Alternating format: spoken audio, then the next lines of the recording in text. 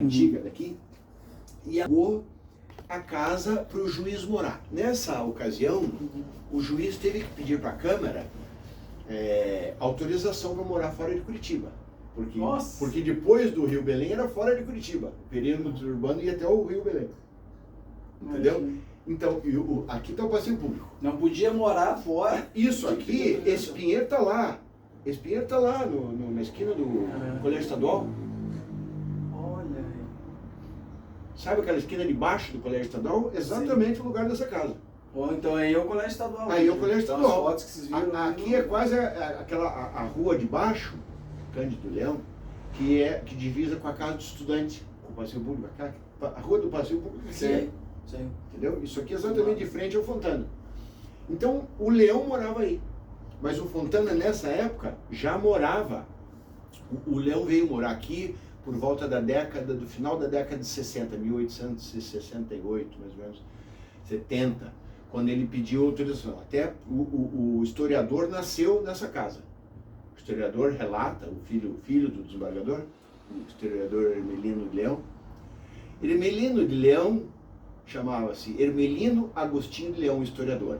O meu bisavô, irmão dele mais velho, chamava-se Agostinho Hermelino de Leão. Tinha o mesmo nome, só que trocado. Imagina a confusão. Essa época é tudo nome... Olha que interessante. O coche do desembargador, que o filho dele cita, porque o desembargador pegava seu próprio coche e ia trabalhar no centro, no Palácio da Liberdade, lá no centro. Nessa época não era Palácio da Liberdade, o governo tinha outra sede que era perto do Largo da Ordem. Ali no Palacete Wolf, naquela região ali. E a cavalo... Aqui é a João Goberto, né? João Goberto.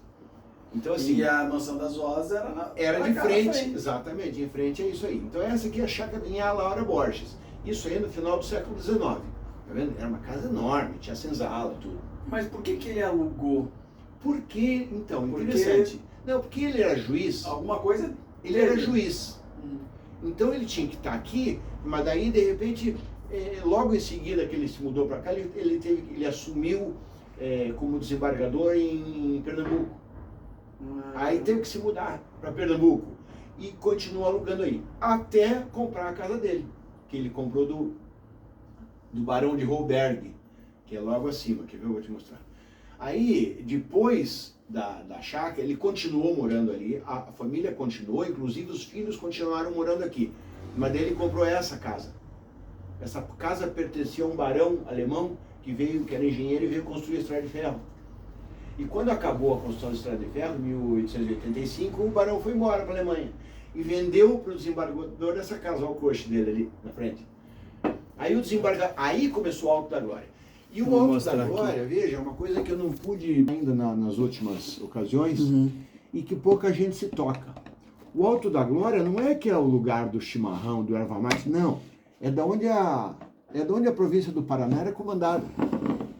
O desembargador, que foi o maior comandante da província durante o período providencial, ele morava aí, nessa casa no Alto da Glória. Então a vista da Glória era do mirante do desembargador, tá vendo? Esse mirante depois foi destruído, mas a princesa Isabel subiu aqui e tirou uma foto. Olha. E essa casa aqui... É o Palacete. É o Palacete. Isso, então, portanto, isso aqui já é em 1902, 1904, nessa fase aí, que o Palacete estava pronto já. Tá. Então, essa era a casa do desembargador, que virou casa da chácara. Por quê? O desembargador era naturalista. Ele tinha um jardim botânico em casa. Ele era naturalista, era museólogo, gostava de... Isso, imagine que ele era um sujeito contemporâneo a Lincoln, contemporâneo a Dom Pedro. E eles tinham a mesma linha de pensamento. Então, assim, ele era naturalista, científico e ao mesmo tempo tinha um lado lírico, quer dizer, foi quem trouxe aqui foi o primeiro teatro de Curitiba, né? Olha, Teatro de São Teodoro. Mais São Teodoro, mais uma informação que a erva mate trouxe o primeiro, né? Primeiro teatro que é de Curitiba. Curitibano, Graciosa, Junta Comercial, Museu Paranaense. O Museu Paranaense, exatamente, o primeiro comercial, o primeiro teatro, o primeiro engenheiro. Exatamente. Os primeiros casarões, mas deixa eu fazer um parênteses só para não passar batido. Ali na Inha Laura, Vista de trás, tá vendo? Vamos mostrar ali. A cidade de Cuiabá. A Inha Laura era aqui embaixo. Deixa aí que eu quero mostrar ali pro pessoal, mas a fazenda, a chácara Inha Laura, que foi alugado pelo desembargador, ela tinha uma senzala, mas os ervateiros, no geral, eram abolicionistas, na verdade. Eram abolicionistas, os ervateiros, plantavam, principalmente os do Alto da Glória, principalmente. Por quê? Porque o desembargador era um humanista. Era humanista, naturalista, tinha essa pegada. Ele era humanista, exatamente, uma e pegada francesa. Lírio, acho que lírio branco, né, que é para dizer assim, ó, que é abolicionista. Sim, e o chefe dos abolicionistas era o Barão do Cerro Azul. Era o chefe do movimento abolicionista do Paraná. Que ainda é uma história não muito contada. Então, é importante isso. Enquanto a escravidão em outras regiões do Brasil era intensa, aqui não havia muito escravo, porque não haviam atividades que demandassem de mão de obra escrava. A atividade do mate era sensível, era de certa forma delicada e não remunerava tanto que fosse necessário mão de obra escrava, mesmo porque o trabalho de campo do mate era livre. Porque o cara era solto na floresta, como é que ia cuidar de um bando de gente solto no meio da floresta? Não tinha como cuidar. Não, entendeu? Então, além de abolicionistas, o trabalho com o mate, no auge não que não houvesse no começo do século XX, do XIX, pode ter havido, é sabido que os Candinacas tinham escravos e comercializavam escravos, que era uma coisa comum, né? Sim, é o que eu Mas sempre não falo. por causa do Você mate. não pode trazer as ideias de 1800 para hoje em dia. Era outro mundo, outra cabeça, outro... Mas a gente pode afirmar que no Alto da Glória e os Leão não tinham escravos. Não tinham escravos. E o Barão também não. E o Barão também não, de jeito nenhum. Pelo contrário. Ele era o principal abolicionista daqui. Tanto é que o baronato é em função disso. Ele foi... não sabia. O Barão do Cerro Azul recebeu da Princesa Isabel o título de barão. No último ano, ele foi o penúltimo barão do Império. Ele foi o penúltimo título dado pelo Império, dado pela Princesa Isabel após a visita dela aqui. Porque ela visitou, ela ficou tão impressionada com a casa dele, com a recepção e tudo mais, e com o trabalho abolicionista do barão. Ele era o chefe da sociedade abolicionista, e ele recebeu o título de barão por ser pela causa abolicionista. Olha que legal. Exatamente, inclusive no mesmo ano da Lei Áurea, 88. Então é um barão, foi o barão da abolição. Do Cerro Azul. Então e essa é casa de... Você morou aí? Essa é a casa que eu nasci, essa é Vila Odete. Plantas da Vila Odete, tal coisa. Chaves, Francisco Chaves. Mas Deixa eu pegar, podemos? Tá, eu vou te mostrar outras coisas que a gente estava falando em Inha Laura, né? Olha só, vamos por par aqui, ó. Olha, essa casa, isso aqui era a casa do desembargador quando ele comprou, final do século XIX, 1890. Que é aquela que virou teatro... Que virou Teatro da Glória. Da Glória. Ao lado vai ser construído o Palacete Leão Júnior e na frente vai ser construída a igreja. Portanto, isso é de 1880, essa foto. Aqui é as Mercês. Aqui o Alto das Mercês e essa baixada era o Rio Belém. Aqui as Mercês. Aqui seria, digamos, o Shopping Miller aqui embaixo. Nossa, entendeu? Imagina. Isso aqui é o Alto das Mercês, onde tem o prédio das Mercês, lá tem o convento lá em cima, né? Então, Curitiba, isso aqui Curitiba. Era a zona rural. Era a zona rural. Não tem porquê. A cidade... Uma casinha ali. Isso aí, uma casinha funcional. E a chácara tem uma outra...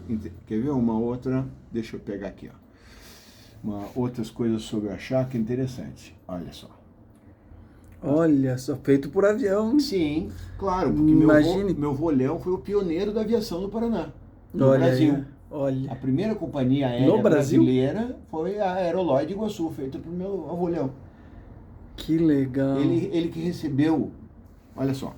Então aqui temos já a casa do barão sem o minarete, o palacete, a Vila Odete, e isso aqui eram todos terrenos do Leão, até a Itupava. Nossa. Até Itupava. Aqui, por exemplo, seria o Hospital das Clínicas, foi doação da família pro...